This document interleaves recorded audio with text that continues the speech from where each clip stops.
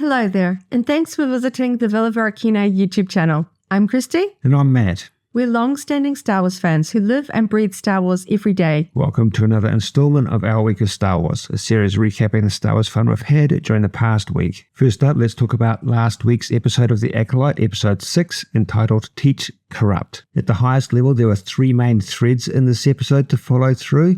A little bit lower tone than the big action of the preceding week, but we're starting to really delve into some interesting exploration of characters and relationships, still just teasing us a lot. So we had May interacting with Sol on the Jedi starship. We had Osha interacting with Khmer on the unknown planet. And we had Venestra and her team of investigative Jedi returning to the planet where the previous battle had just taken place. We have a sort of interesting Parent Trap style element where Osha and May have essentially traded places, hoping to sort of find out more. We're not really exactly sure what's going to happen here now that they've sort of traded places because, of course, they're twins. But we're getting some really interesting interactions. For me, the most interesting thread is with Osha and the stranger. I really like where they are diving with the sort of the concepts between sort of the morals of the light and dark side and kind of who gets to control, who uses the Force. There are some really interesting viewpoints. Makes me think back to Palpatine's kind of talking with Anakin in the sort of space opera scene in episode 3, kind of really thinking about, you know, the differences between the Jedi and the Sith and the way that they use power. Well, yeah, because I mean, in fact, the interaction is quite similar now that you mention it. It's not so much telling them things, asking them questions and making them come to conclusions on their own. It's quite subtle. Yeah, so not a lot of action in this one, but some really interesting questions and conversations. So I'm really excited to see where this is going to go in today's episode. So you talk about liking the Khmer thread. I actually quite like the Sol and May thread as well. I like the fact that he picked up on the fact that it wasn't Osha. And they didn't really hang a lantern on that too strongly. He just brought it up when he became aware of it. But also, you know, Sol's portrayal, his emotion, that was really, really heavy and deep as well. And he clearly his backstory has really, really played on his mind for some time. With only 2 more episodes to go, it's still actually quite hard to get a feel for where everything is going to head and where it's going to wrap up. And with them already talking about season 2, it also adds a little bit of lack of clarity as to what characters may carry on through, or whether this is going to be wrapped up in its entirety by the end of this season. So yeah, a lot to see in these next coming episodes, and I'm very much looking forward to seeing how that pans out. Very exciting stuff. We were very closely watching the Hasbro HasLab campaign for the Mos Eisley Cantina as it wrapped up in the last couple of days. Very exciting to see that not only did it hit its base funding, but we've got 2 out of the 3 bonus tiers, bonus characters in the mix. So in addition to Wuho the bartender and the Tonica sisters, we'll be getting a new Greedo figure, and Neighboring leads the 4-armed alien Cantina patron. Yeah, it definitely jumped in those last few hours. I know fans were sort of watching very eagerly, fingers crossed, hoping that we would hit that 3rd and final tier.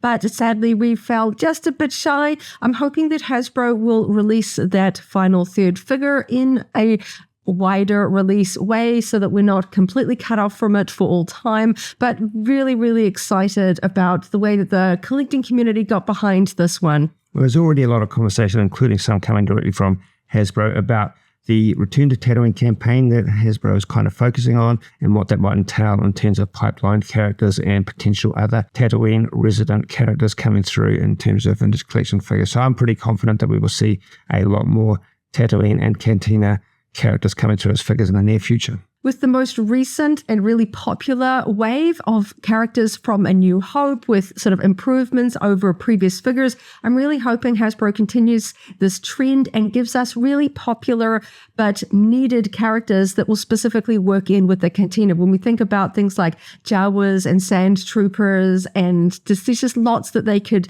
give us new versions of. A Dewback, maybe some other creatures. I'm still fingers crossed for a Bantha in the new sort of era of detail and articulation.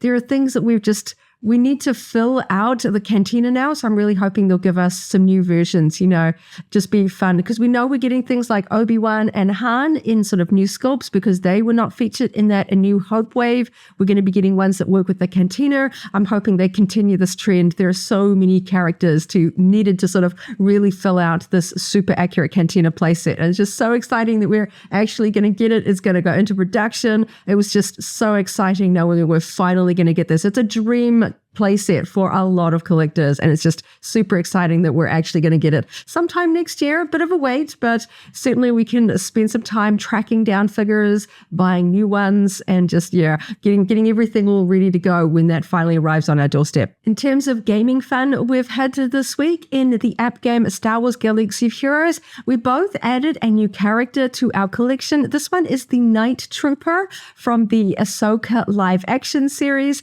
This is the first of new characters from the series leading up to the new Galactic Legend version of Ahsoka Tano being added to the game in the near future. And because I am a slightly more legacy player, my higher tier guild took on the new Naboo guild raid. So Matt is a newer player that his guild is not yet capable of accessing this raid. So I got to test it out.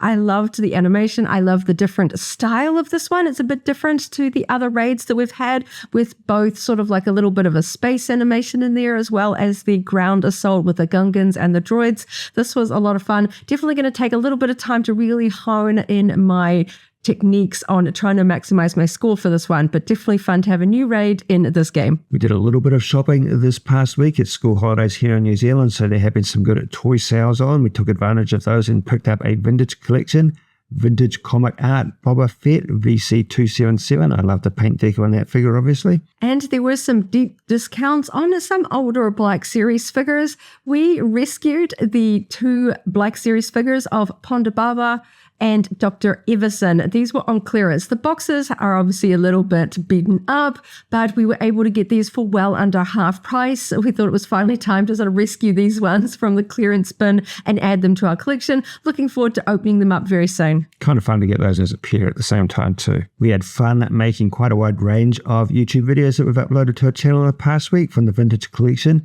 We opened up 2 figures we got in the past few weeks, VC314, the Mandalorian Fleet Commander, alongside VC315's X-Woves, the Privateer version. From the Black Series line, I opened up the 5th Brother Inquisitor from the Obi-Wan Kenobi series, slowly going through and opening up the Inquisitors from that show. I think they look really cool. I'm definitely keen to get them all out and posed together. We've got a couple of vehicles from the Hot Wheels Starship Select line out of their boxes, the Razor Crest and Boba Fett's Starship.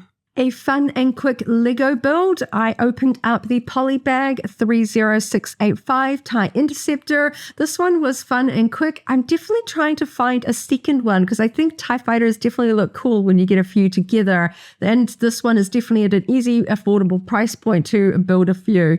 And lastly, I opened up the Funko Pop Vinyl Deluxe scene of Darth Vader versus Luke Skywalker on the second Death Star from Return of the Jedi. This one is really quite cool. I like the posing. I think it looks really impressive. I do wish it had Palpatine in it though, but overall, I think it is a really fun addition to my Return of the Jedi Funko Pop collection. On that note, thanks for listening to another episode of Our Week of Star Wars. We appreciate you taking your time to listen to us. And stay tuned for another episode next week. And as always, may the Force be with you. If you enjoyed this video, go ahead and give it a like, check out our other videos, and subscribe for alerts about new uploads. Thanks for watching, and may the Force be with you.